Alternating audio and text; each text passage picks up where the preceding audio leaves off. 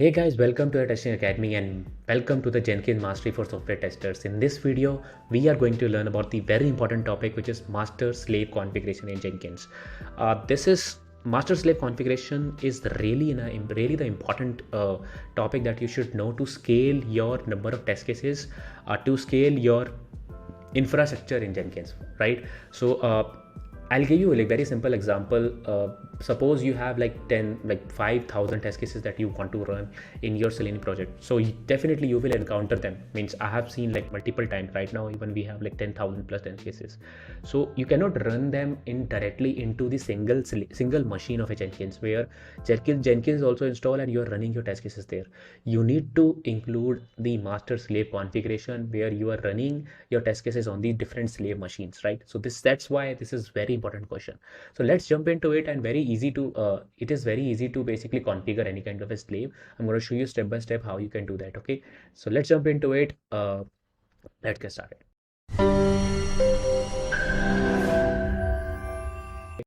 First of all, I think this is we have already discussed why master slave configuration is important. You can avoid running the bean on the same machine, right? You can add a slave. Those slaves basically can execute your test cases. You just need to open the inbound ports sometimes. You just need to open the port so that master and slave can communicate with each other. You need to handle the networking and make sure you are basically using the same GRE on the same master and slave. Okay, so what happens is this is your master where your Jenkins will be installed. So you have slave 1, slave 2, slave n. So you can have any number of slaves in your configuration. So what will happen is, suppose there is a particular job which want to run 100 test cases. You can basically delegate that to this slave, and this slave will will open the 6 Chrome browser and it can execute your test cases. So this machine, this machine, right? If I'll tell you like this machine is not executing those test cases. It's just basically delegating the test cases to the slaves. Okay, so that's why it is very important. Awesome. I think that is very clear, right? Master slave configuration. So how you can do that is basically you just need to go to the nodes configuration, and you just need to create a new node, right? And after new node, you just need to enter the what is the working directory, and what is a working directory or any TCP port that I need to open. And after that, it will basically give you a command. That command you need to run in that machine on your slave. When you run on the slave, that slave will open a TCP connection with your Jenkins master, and that's it. Now master can communicate with the slave, which is very simple, right? Awesome. This is the configuration. For example, right now we have added, for example, I have added a new slave of Windows 10 executor. Number of executor basically means how many executor you want. For example, if you can add like 4 or 10 depending upon the RAM that you already have, right? I would suggest if you can make it like 4 or 8 depending upon the number of RAM and executor that you basically have. This is the directory where you want to basically, this is slave directory. You can add a label, as well as you can add a custom working directory where you want to add. So what will happen is a master, which is the master, right? Master will basically uh, in this directory, it will basically put the whatever the job that you have built, right? All the assets and all the job related stuff, right? It will basically copy to the slave, and slave will run your test cases now. And whatever the results are there, you can directly see them in your master. That's very simple, right? Okay. So this is the demo. I think I have already done this. So Selenium project that we are doing, this slave is basically running on the Windows 10 machine. Here you just need to basically restart your services as well as open a port. So I'm going to show you this demo also in this simple manner. Okay. So this is let's move to the Jenkins, right? So this is the Jenkins right now we are running. What you need is you just need to go to the click on this master, and here just click on this nodes. So you will see the nodes available right now. So I have a Mac node available, which is right now, if you see, it doesn't have any cross basically means it is disconnected now. And yeah, so it is disconnected now as of now.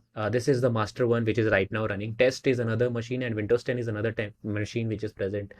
It's a simple laptop. uh, how you can create a new connection? You just need to create a new node, right? And here you can enter, for example, win 10 two. For example, this is just for my purpose, it's just a two that I have added. Okay. Permanent agent, I need to add as a permanent agent. Click on OK. Now you need to basically enter a couple of things. For example, description, let's say ABC, number of executor, if you see, right? So here, if you can say that maximum number of concurrent builds that Jenkins can open.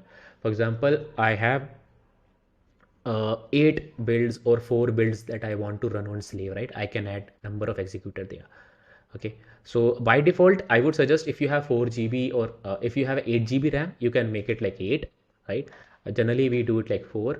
Right now, I'm just keeping it as a 1 for a default. Okay, so you can do it according to the CPU cores available, how many core you have. Most of the Windows generally they have 8 cores.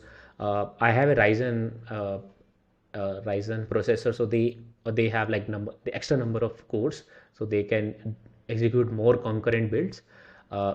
So to be safe side, you can just say 4 or 8, depending on, just do a quick research around this, how many cores your CPU have, and you can add that number. For example, remote working directory. So suppose I have created a one directory, for example, workspace, and this is the one that I'm using, right? So you can basically say, okay, this is the one, and you can say Windows 10 example. This is just a label, right?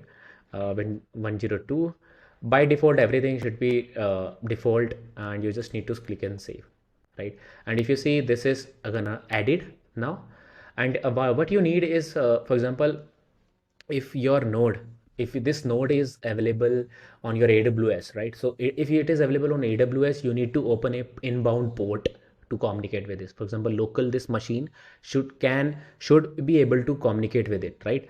So to do that, I think this is very simple. You just need to open the Windows Defender Firewall Advanced Security. How you can do that is just do a search for firewall, and here you will see the Windows Defender Firewall, right?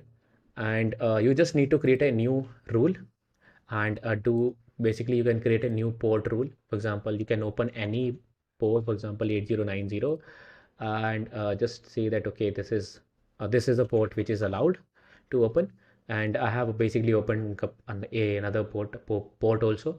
So now your AWS machine, right, can communicate with this local machine through this in port. So you need to open a port by default. But right now, since this is the machine which is present is in my same network, so you need to handle the network configuration, guys. This is very important for you guys. But if you have suppose you already have one master slave which is available in your AWS, and the slave that you are already adding is also in the same network of AWS, then definitely you don't need to handle the network securities. Okay, ask your DevOps, or you can also do a smaller Google search how to open the inbound and outbound ports in AWS, and when you have opened these ports, you will able to connect directly to your master and slave. How you can do that is basically very simple. You just need to basically open this, and it will give you a command, right? How you basically want to communicate. You just need to download this, and you just need to run your this command, basically java jar, and this is the URL of the Jenkins, and this is your secret file and your workspace, right? And if you see, I have already done it. I'll just run this again, and you will see that, okay, it is connected now. The crows that you are seeing, right, after some time, this will go right. And if you see Jenkins, this is available now, right? Now it is very simple. Now I have one executor one executor which is available in master.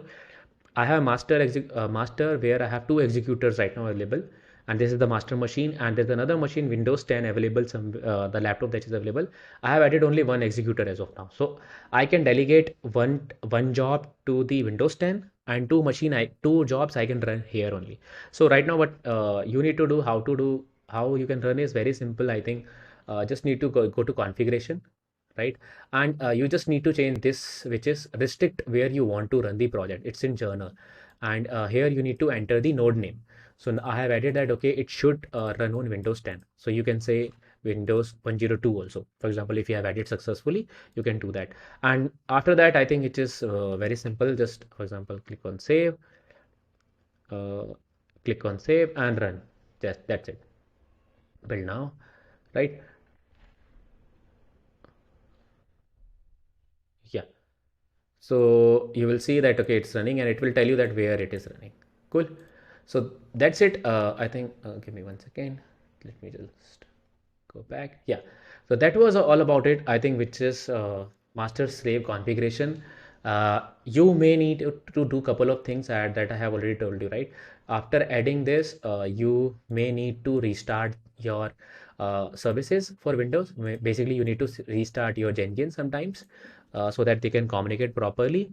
Or here it will basically tell you like how you can do that. Go to run, open the services, which is basically I have told you, right? The here this one, right? So you just need to basically do a quick restart sometimes to basically do that to have a communication, right? And to you, if you are using some AWS or Google Cloud or anything, you just need to open a port, inbound and outbound port, both of them you need to open, and that port will be available to you on this. Okay, let me do one thing. Let me move back. I'm going to show you one more important thing that you need to do. Where it is? Give me 1 second. I think Jenkins is, yeah, I think it's open. Okay. Uh, Go to manage Jenkins and you will see there's a TCP port that you need to select as a random for the quick configuration. Go to configure security and make it random at the time. It's taking time.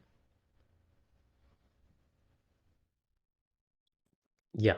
So if you go to dashboard configure global security, with this is the URL, you just need to basically inbound the rule as random. Okay, so that your firewall generally don't block these all the things connections. That's it about it, and I think you are clear with the how you can basically add master slave configuration in Jenkins. If you have any doubt or if you are any kind of error that you're facing, let me know in the comments. I'll be happy to help you guys. Thanks a lot for watching this video. This is a part of the Jenkins Mastery series guide. We have like more than 20 videos on this. Please make sure to check out the other videos of basics as well as some advanced stuff related to the how you can run your Selenium or any rest assured project on the Jenkins. All right, thanks a lot for watching. I'll see you in the next video.